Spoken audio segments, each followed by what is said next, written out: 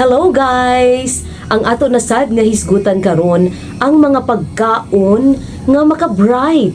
Gusto ba mo nga ma-bright? O ilabi na atong mga estudyante din nga mga naminaw, mga estudyante sa Central Mindanao University ug tanan nga mga estudyante karon, high school, elementary, ug tanan nga gusto ma-bright.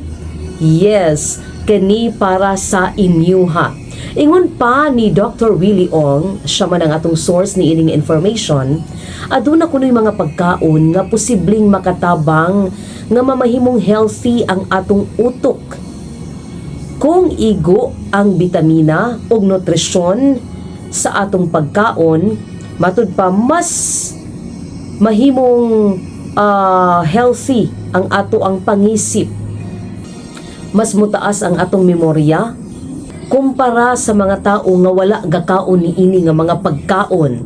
So atong sayuron karon unsa ni nga mga pagkaon nga maka-bright. Alright.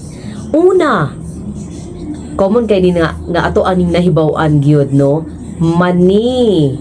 Yes. Yes, mani. Ang mani aduna kini siya'y vitamin E o good fats.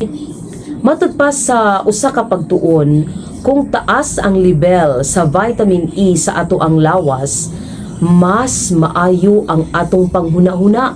Ingon pa mas matalas ang ating pag-iisip. Dako pod og tabang ang mani para sa ato ang memorya.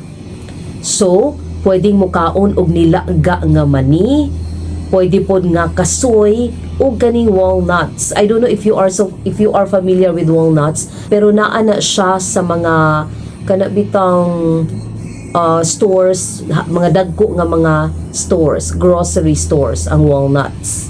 Dili nato pilion ang mani nga giprito nga daghan kaayog asin. Okay? Pero naipahimangno si Dr. Willie Ong, limitahan daw nato ang pagkaon sa mani. Matud pa dapat 30 grams lang or isa lang ka siguro ani lang no, isa lang ka butangan sa atong kamot. Okay? Kay taas kini siya og calories. So maay siya nga food sa atong brain pero taas siya og calories. Ang mani.